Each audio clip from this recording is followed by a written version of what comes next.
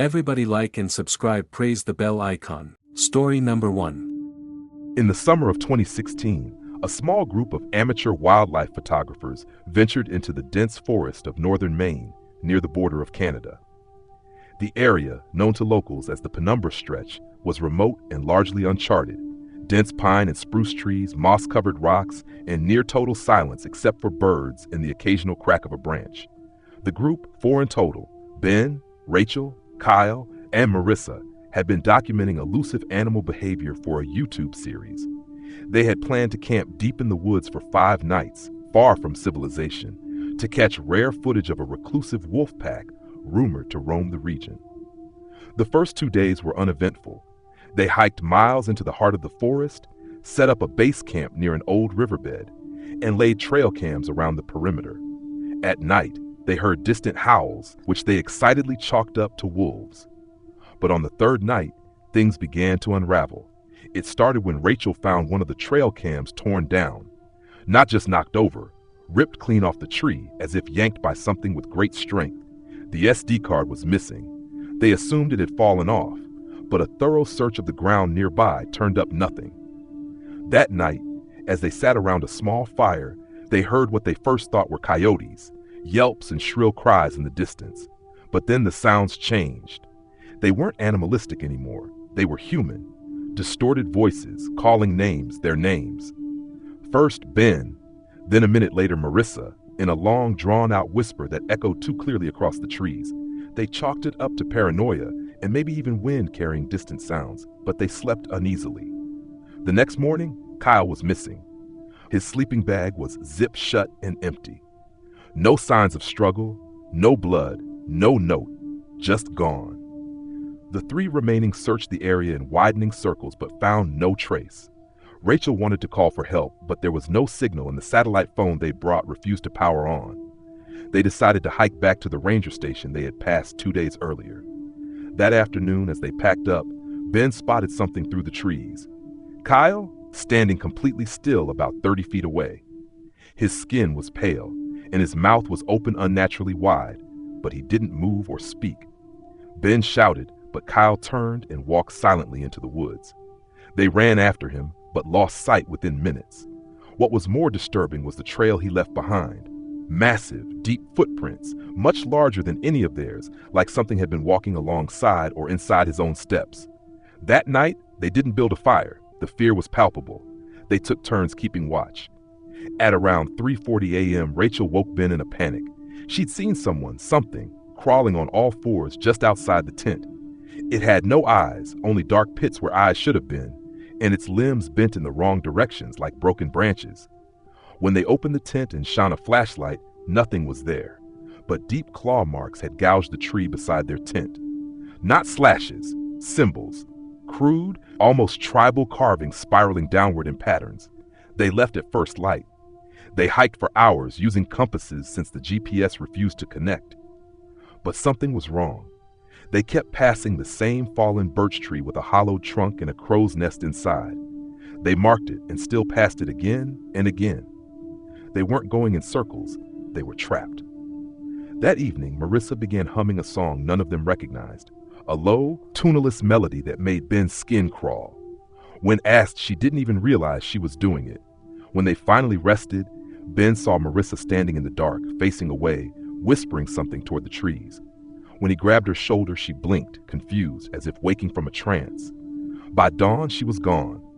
No signs of a struggle, just her pack, neatly placed outside the tent, and her camera still recording. The footage showed her sitting alone hours before sunrise, staring directly into the lens with wide, unblinking eyes and whispering the same strange tune, except in reverse. When played backward, it wasn't a melody, it was a chant, and behind her, just barely visible in the background, a figure slowly crept forward, something long-limbed and gray-skinned with no eyes. Ben and Rachel made one last push to escape the woods. They left behind everything but a map and a flashlight. That night, Ben woke alone. He found Rachel's jacket near the base of a tree, her flashlight still on. On the tree's bark were the same spiral carvings, but this time they were fresh and wet with something black and thick. He didn't touch it. He just ran. Ben stumbled out of the woods 2 days later, delirious and barefoot, found by hunters. He wouldn't speak for weeks. When he finally did, he warned people never to enter the penumbra stretch. Said something in there hunts you, not to eat, but to wear you. No sign of Rachel, Kyle, or Marissa was ever found. But every few years, hikers in that area report the same thing. Strange melodic humming just past the tree line, and voices whispering their names as night falls. Story number 2. In the fall of 2019, a man named Daniel Brooks, a seasoned forest surveyor from Oregon, was contracted by a logging company to scout and map a 40-square-mile section of forest deep within the Cascade Range. The land hadn't been touched in over 50 years. No trails, no cabins, no signs of human activity. Locals referred to it as Black Hollow. They said it was where the forest folds in on itself. Daniel had heard the stories. Hikers vanishing, wildlife behaving strangely, even reports of time slipping for those who entered. He didn't believe any of it. To him, the woods were just trees and silence. He went in alone, as he had many times before, equipped with his gear, a topographical map, a satellite phone, and a drone for aerial scans. He hiked for hours until the forest began to change. The canopy grew unnaturally thick, blocking out so much sunlight that it felt like dusk by early afternoon. Moss hung in curtains from every branch, and the ground felt too soft, like something was breathing beneath the soil. Around the third day, Daniel began hearing something, faint tapping, like fingers knocking on hollow wood. At first, he thought it was woodpeckers or branches shifting in the wind. But it followed him. Always 3 taps, sometimes closer, sometimes farther. When he stopped walking, it stopped too. On the 4th night, his drone picked up something strange. While reviewing footage from an overhead flight, Daniel noticed something just behind his tent, a figure, tall and stick-thin, motionless among the trees. It wasn't there when he'd set up camp, and it wasn't there when he walked around afterward. But in the footage, frame by frame, it moved, just slightly, as if mimicking the swaying of the trees. He didn't sleep that night, and in the morning, he found a trail marker he had tied 2 miles east now hanging from a tree right above his tent. Someone or something had moved it. His satellite phone wouldn't turn on. He checked the battery, full. He tried his emergency radio, only static. The tapping returned. Not faint anymore. It was loud, deliberate, and coming from just beyond his line of sight. Daniel started hiking back. He didn't care if the survey was incomplete. He just wanted out. But the forest was wrong now. He followed the exact coordinates on his map, used landmarks he'd marked himself, but somehow kept ending up in the same clearing with the same leaning cedar tree where his tent had been days earlier. Then, late in the afternoon, he saw it. A mirror. Not like a household mirror, but something embedded into a tree, like a window of glass warped with age. It reflected the forest, but not him. In the reflection, he wasn't there. But something else was. A figure standing behind where he should have been. Long arms, no face, not even a suggestion of one, just skin stretched tight over a smooth, featureless head. He ran. That night, he awoke to find deep indentations around his campsite, footprints, but backward. The heel pressed deeper than the toe, as if someone had walked in reverse around him while he slept. By the 6th day, he was hallucinating, or so he thought. The trees seemed to breathe. Shadows moved independently of their sources. He caught glimpses of animals standing perfectly still, all facing him. Deer, raccoons, even a bear, watching in absolute silence, eyes fixed, not blinking, like they were waiting for something. On the 7th morning, Daniel was found on a logging road 20 miles south of his designated site by a ranger crew. He was barefoot, his clothes torn, and his mouth was full of pine needles. He had no idea how he'd gotten there. His equipment, backpack, and maps were all gone. The only thing he had on him was a roll of surveyor's tape, knotted around his wrists. When questioned, he spoke in riddles, said things like, "The trees don't forget," and "it wore my name like a coat." He was hospitalized and diagnosed with acute dissociation and forest-induced psychosis. But a month later, another survey team was sent to complete the job. They never came back. Their campsite was found, empty. Gear still there, meals half-eaten, boots by the fire. The only clue was a mirror nailed into a tree, cracked down the middle. And in the reflection, according to one ranger who caught a glimpse before it shattered, wasn't the forest. It was a hallway of black wood, lined with dozens of people, all with faces made of bark and eyes like empty tunnels. One of them looked just like Daniel. Story number 3.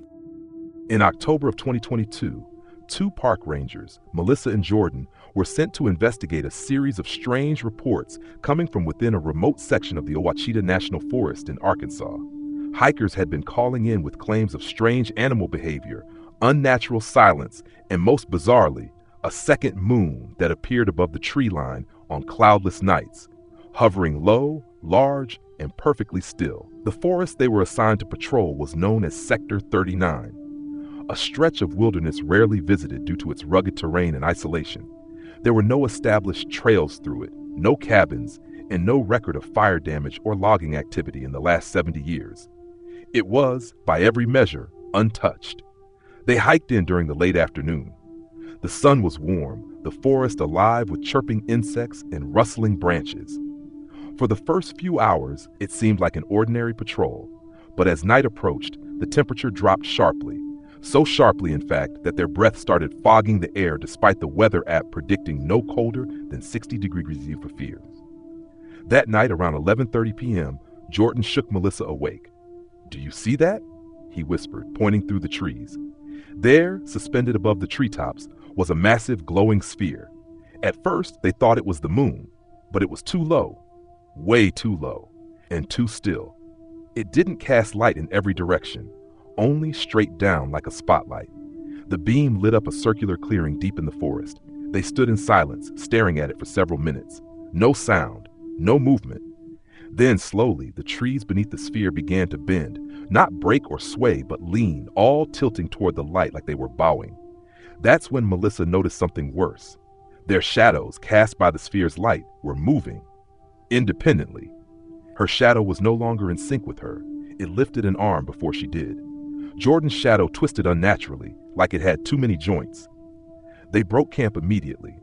As they tried to leave, they found that their compass spun wildly. GPS on both their phones failed. They walked in a straight line for hours, but always ended up back at the same place, the clearing where the light had been, now empty but strangely warm to the touch. Then the whispers started. At first, they were faint, carried by the wind, just fragments of sentences. But soon they were everywhere, all around them, overlapping and echoing, like hundreds of voices speaking just behind their ears. Some begged for help, some screamed. One simply kept repeating, "Don't look up, don't look up, don't look up." They didn't sleep that night. The next morning, Jordan was gone. No signs of a struggle, no prints, just his boots placed neatly by the fire and a small pile of rocks stacked beside them. Melissa searched for hours, yelling until her throat went raw.